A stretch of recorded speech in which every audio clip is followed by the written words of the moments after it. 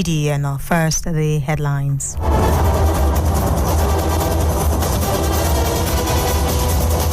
Police trains officers against curbing election violence. Nigeria U.S. Embassy cautions its citizens over restricted movements on election days. And on the foreign scene, Senegal defeats Flying Eagles in AFCON Under-20 Cup of Nations. It's on the world of sports.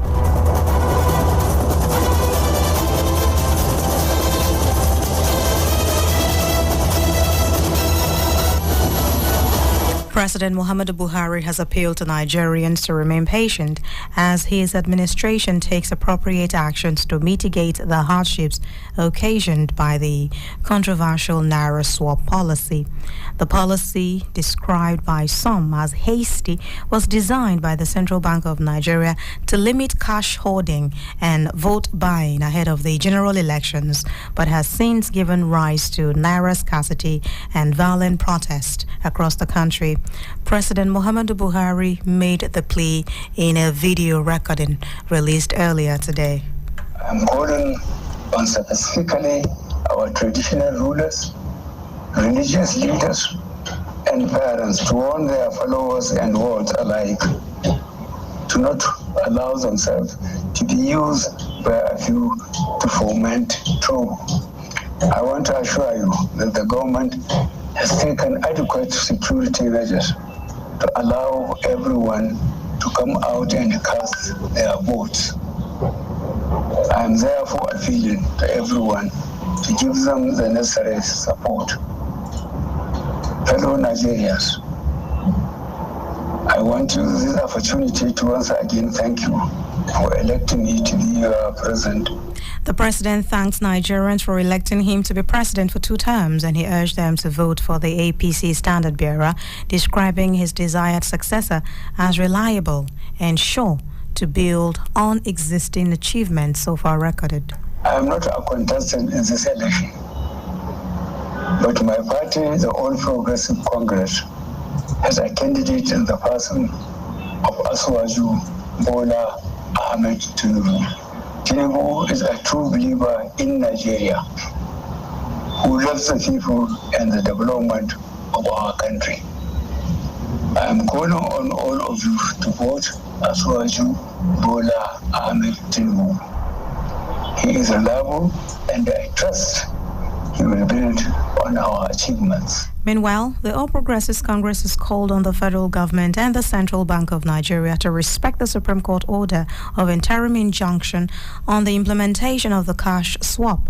This was part of the resolution reached after a meeting of the APC National Working Committee and governors elected on the platform of the party and its presidential candidate, Asiwaju Bola Ahmed Tinubu, in Abuja.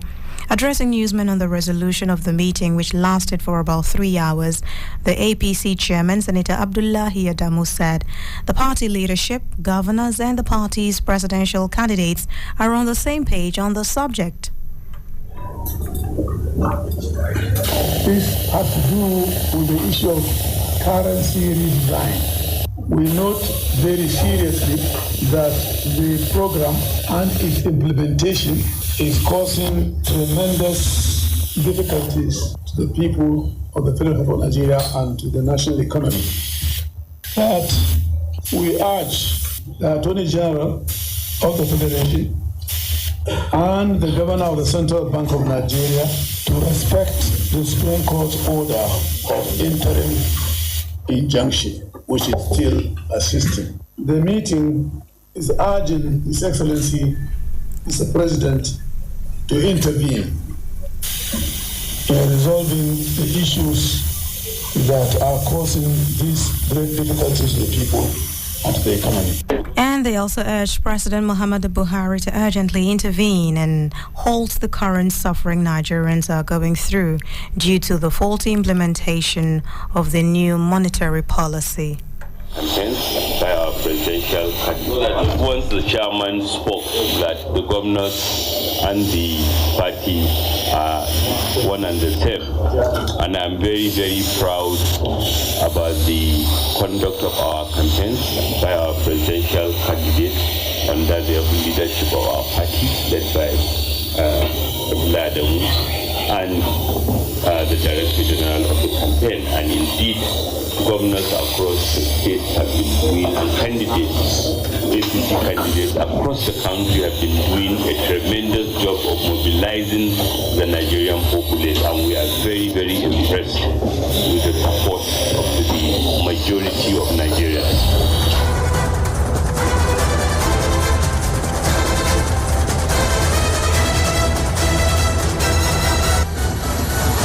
The Inspector General of Police, Usman Alkali Baba, has directed a meeting of all heads of operations in states and zonal commands at the International Conference Center in Abuja for a one-day training on practical approaches to curbing electoral violence.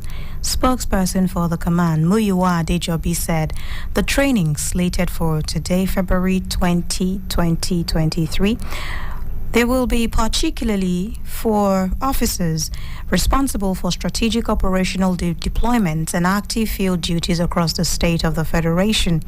Adejobi noted that the seminar, to be declared open by the IGP, will have in attendance Deputy Commissioners of Police in charge of operations at all zonal and state commands of the Nigeria Police Force, participants from the Operations Department of the Military and other security agencies involved in election security management, amongst others. The Independent National Electoral Commission, INEC, has expressed hope that its cash request presented to the Central Bank of Nigeria will be met on or before Tuesday. INEC National Chairman of its Committee on Information and Voter Education, Festus Okoye, disclosed this to journalists. The Commission had earlier said that it presented its cash requirements for prosecuting the forthcoming elections to the CBN in face of shortage or scarcity of naira notes in circulation.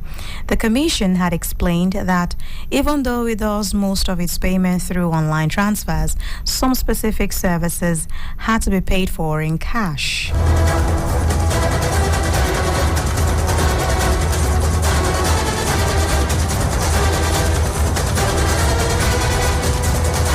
And away from that, Joint Admissions and Matriculation Board, JAM, says it has registered about 1.6 million candidates for the 2023 Unified Tertiary Matriculation Examinations at the close of registration.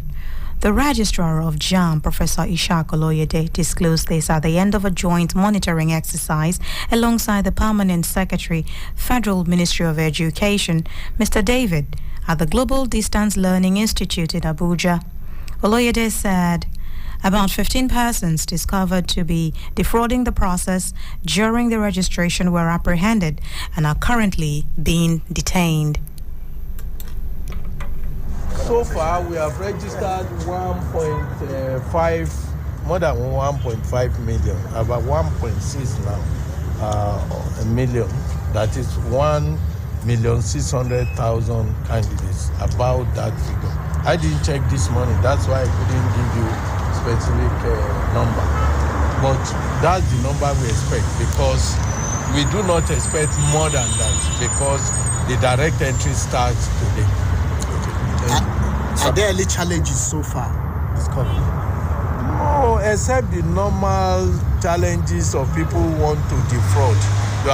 You have been monitoring what is happening, but we are ahead of them, and you have seen that even when they think they are clever, we appear to be there before them. So we'll continue to do the best. So how many people have been apprehended in this regard, sir? At least I know that those who are being detained are about 15. Yes.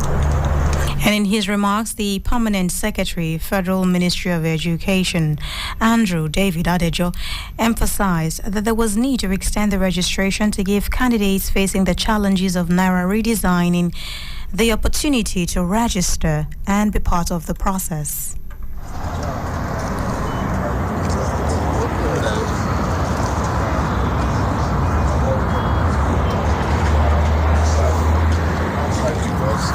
Ordinarily, registration for UTME has closed, but to take care of people that could have, for one reason or the other, not be able to make the deadline of February 14th. Especially as you know, most of that registration process is dependent on bank operations, and we've not had the top level bank operations for the last 2 to 3 weeks for understandable reasons. My impression there is that, well, the turnout is very low, which points to one or two things. The first is that the first set of registrations done that ended on Valentine's Day, if I'm not wrong, on February 14th, had actually captured more than 98% of people.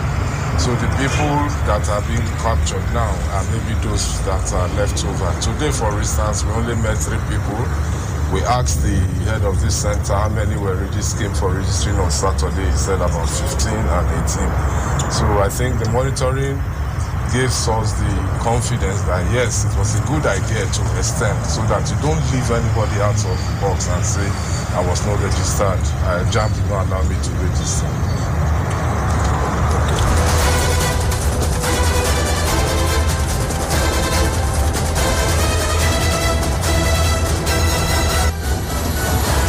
Stakeholders in the building industry have called for collaboration between the federal government and the private sector to tackle the housing deficit in the country.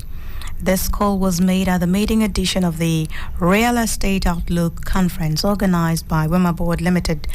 In his keynote address, the Chief Executive Officer of Financial Derivatives Company Limited, Bismarck Rawani, pointed out that while Nigeria is undergoing transitions, the real estate sector needed to be placed in proper perspective by the government to ensure smooth transition from an imperfect market to a perfect one. Nigerian Investment Promotion Commission has commenced the development of a well-coordinated investment promotion co-ecosystem act to enable government and non-government investment promotion players to undertake mutually reinforcing and complementary role to attract, retain, and to grow investment in Nigeria. The Executive Secretary, NIPC, Sa'aratu Umar, disclosed this in Abuja at the stakeholders' engagement with the diplomatic community. Umar explained that it became very necessary as NIPC strategized to increase national attractiveness and investment. She added that the strategies would deepen the investment promotion drive of Nigeria and the day-to-day problem solving for established and incoming investors were being put in place by the Commission.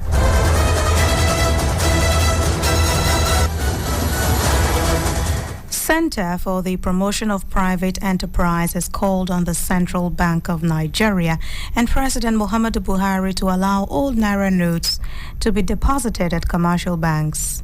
CPPE, in a statement by its Chief Executive Officer, Dr. Muda Yusuf, asserts that this is as a result of the conflicting directives from the CBN on where to deposit the old Naira notes, noting that it is inflicting additional pains on the already traumatized millions of innocent Nigerians seeking to return the old notes.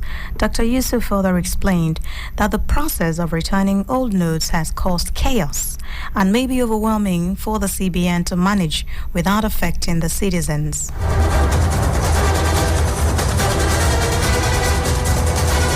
You're listening to Citizen FM 93.7 News at 6. And now to news on the foreign scene. United States Embassy in Nigeria has alerted its citizens in Nigeria of possible protest and restricted movements on February 25th and March 11. This warning was given in a notice published on the website of the embassy. The embassy also advised its citizens residing in Nigeria to have 3 days of food and water at home in case the restriction on movement is extended beyond election days.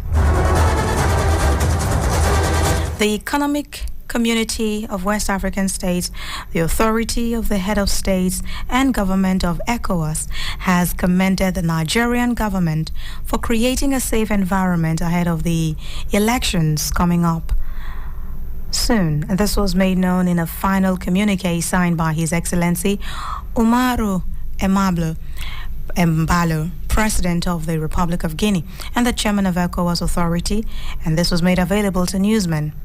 The extraordinary summit on the margins of the 36th ordinary session of the African Union Assembly was held in Addis Ababa on February 18, 2022. According to the communique, the president of the ECOWAS Commission, His Excellency Omar Touari, is to provide support for the general elections.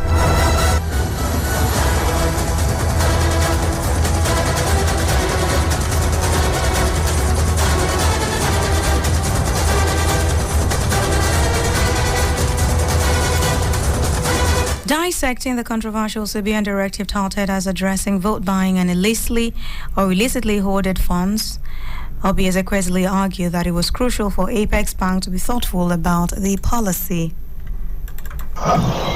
Even just by virtue of what technology is doing for us as a continent, it does make a lot of sense for us to not be loading bags of money all over the place. But when you think of how the operational plan for this policy has been bungled, it just is appalling. And to think that it also happened so close to the elections, it just isn't done. So what you need to sort of do is figure out what are we solving for. If we're purely solving for less cash in our society as the medium of exchange, then what we will do is run properly for the transition. What you can see now is that the banks are not ready. Their technology is not upgraded to the point where they can actually respond. And also other matters. In the 62 years history of Nigeria, spanning democratic and military government, no president or head of state was ready to hit the ground running. The Bishop of the Catholic Diocese of Sokoto, Matthew Hassan Kuka, has said. Kuka, who was speaking earlier, maintained that the parallel of unpreparedness was evident in Yar'Adua's predecessor, former President Olusegun Obasanjo. Pondering Nigerians' inability to tackle the challenges of providing basic needs, Kuka stated that there is a need for leadership resulting from individuals taking the time to understand the problems of Nigeria and to also plan accordingly. Way down in Nigeria, you're not going to find one single person who has been president or head of state of Nigeria that came prepared for the job. That's where, if we are to return to the scene of the crime, that's where you have to go back to. That we have not had a leadership that is the result of individuals sitting down and thinking and planning and understanding the problems of Nigeria and figuring out why we don't have electricity and figuring out why we don't have roads and figuring out why are we so chaotic. That is away from the shadows of governance and politics, just thinking through whether it's a way of a retreat. If you came through with seminars and conferences, and then you finally have an aggregate of answers and possible suggestions with the database of people who have the ability, people you can call on to do X, Y, then you'll be talking about a government that can have results.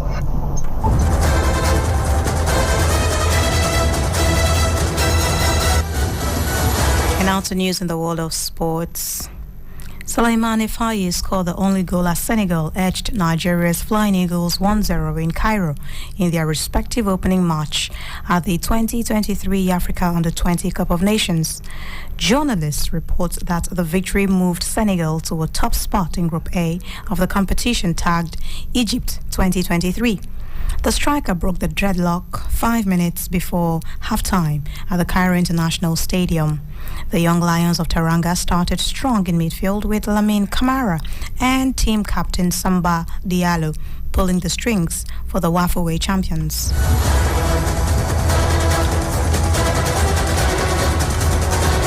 That's about the size of the news tonight. Thank you for staying with us. But before we go, a look at stories that made headlines. Police trains officers against curbing electoral violence. U.S. Embassy in Nigeria has cautioned its citizens over restricted movements on election days in Nigeria. And on the world of sports, we told you Senegal has defeated Flying Eagles in AFCON Under-20 Cup of Nations. And that was Citizen FM News at 6, as edited by Lawrence Omoete. To listen to us online, please visit citizenfm.ng. I am DDNO. Do stay with us. Super Citizen at Sunset continues in a bit. Looking for the best in news updates? Yeah, man. Listen to Citizen FM 93.7 Abuja. Now listen. News on the hour. 7 a.m., 8 a.m., 9 a.m., 10 a.m., and 11 a.m. 1 p.m.